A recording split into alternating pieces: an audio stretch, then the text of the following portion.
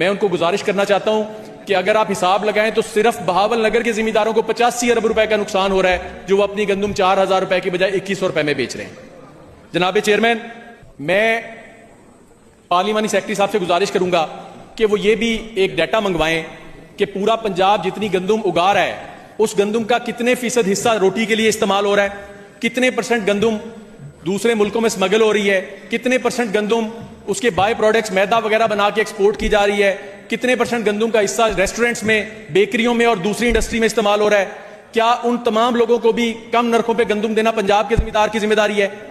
सन 2000 में मैंने काश्तकारी शुरू की सर, उस वक्त गंदुम का खर्चा ठेका समेत तकरीबन 25,000 रुपए एकड़ था, मेरे पास रिकॉर्ड मौजूद है उसका,